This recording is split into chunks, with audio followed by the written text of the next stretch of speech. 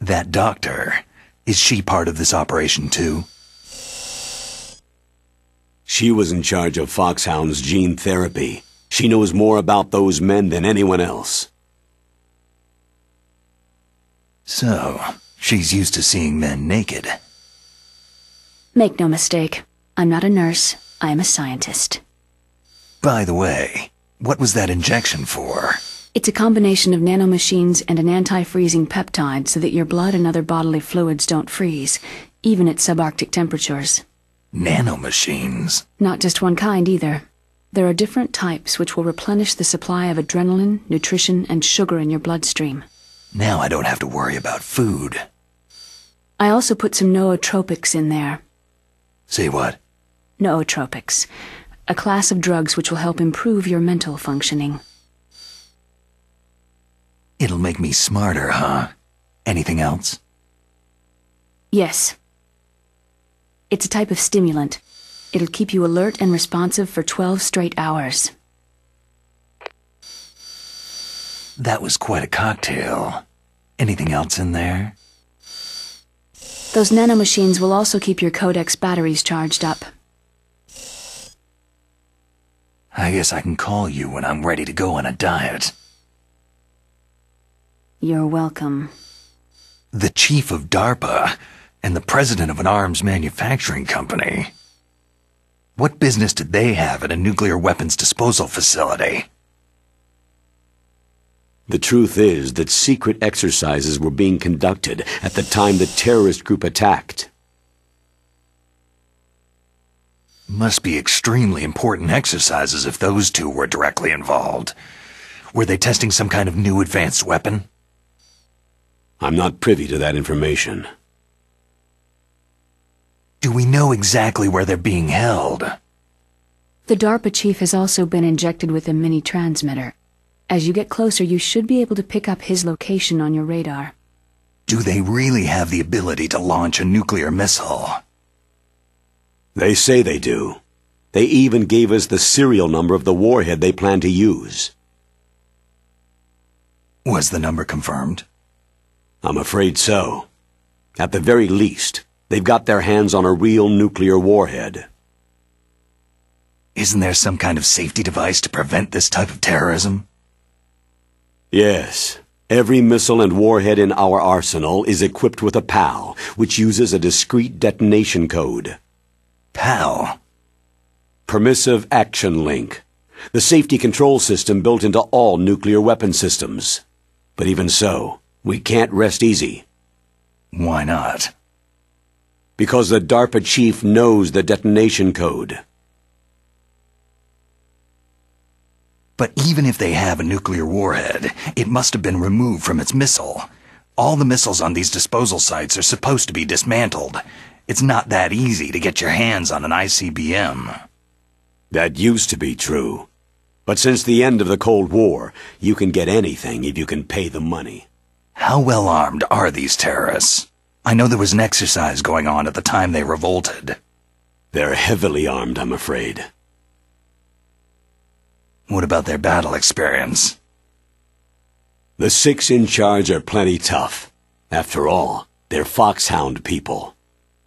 Hey, you're gonna make me blush. The others are next-generation special forces. They're not your average grunts either. So what exactly are they demanding? A person's remains. Remains? That's right. To be more accurate, cell specimens which contain the individual's genetic information. Cell specimens? Why would they want that? The terrorists need them. You see, these next-generation special forces have been strengthened through gene therapy. Genes? Strengthened? You've heard of the Human Genome Project. They've been mapping the human genome and they're nearly finished. Following up on this research, the military has been working towards identifying those genes which are responsible for making effective soldiers. There are genes that do that? Yes, and using gene therapy, they're able to transplant those genes into regular soldiers. Gene therapy?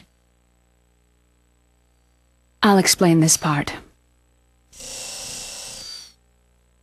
With gene therapy, it becomes easy to remove genes that cause sickness and disease, or, alternatively, to splice in additional genetic material. In other words, we can overcome all sorts of genetic diseases and at the same time add genetic characteristics as desired. Okay, and so if you knew what genes were responsible for making the perfect soldier, you could implant them in the same way, right? Yes, we could. But it all depends on being able to isolate and identify those soldier genes. And in order to do that, it's helpful if you can study the genetic information of one of the greatest soldiers ever. One of the greatest soldiers ever? The man they called the greatest warrior of the 20th century. You don't mean Big Boss? That's right. We've been working feverishly to identify the genes responsible for his incredible combat skill. So far, we've discovered about 60 of the so-called soldier genes.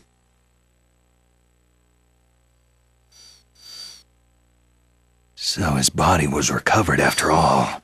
Yes, and his cells have remained frozen in a cryochamber. His genetic information is a priceless treasure to mankind. Priceless to the military, perhaps.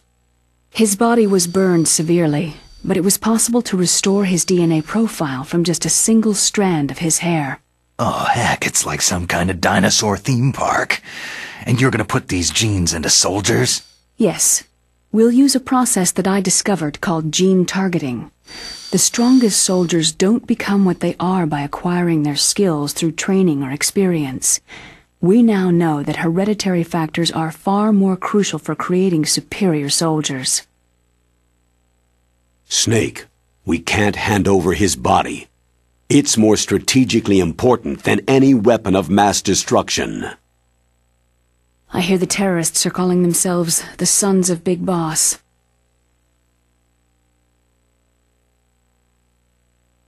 The Sons of Big Boss.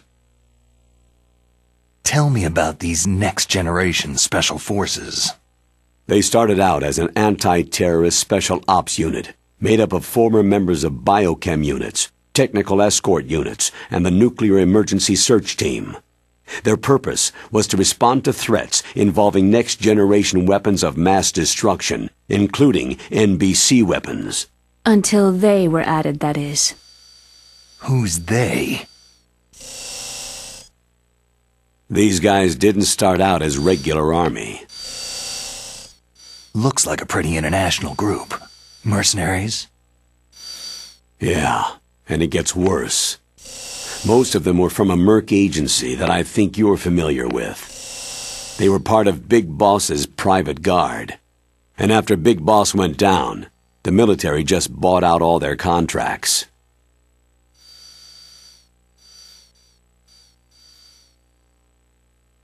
Outer Heaven. After that, they were merged with our own VR unit, Force 21, and retrained. If you ask me, these so-called next-generation special forces should be called simulated soldiers. They have no real battle experience. Soldiers of the video game generation, huh? Don't forget they've all been strengthened with gene therapy. They carry genes which make them excellent soldiers. Don't get careless just because they don't have much experience. I thought international law banned the military use of genetic therapy. Yes, but those are just declarations, not actual treaties. The interesting thing is that nearly every member of the unit conspired in this attack. How can an entire unit be subverted to rebellion? They're calling it a revolution. Since they all went through the same gene therapy, they probably felt closer than brothers. They see the unit as their only family. The Sons of Big Boss. But if they were regular army, they must have been interviewed periodically by army counselors. According to their files, they all got straight A's on their psychological tests. They all seemed like fine, upstanding, patriotic soldiers. But they all took part in the uprising? No. Several people didn't show up on the day of the exercise. That's why there was a resupply of troops. Was there any sign recently that something might be wrong? There was a report a month ago that they were acting strangely. Apparently they consulted classified information about the soldier genes and performed their own gene therapy experiments. They can do that, even without you? Well, our gene therapy process is almost completely automated, and besides that, they're all geniuses with IQs over 180. Even the existence of this genome army is a national secret of the highest order. We had been hoping to investigate this thing quietly and deal with it behind closed doors.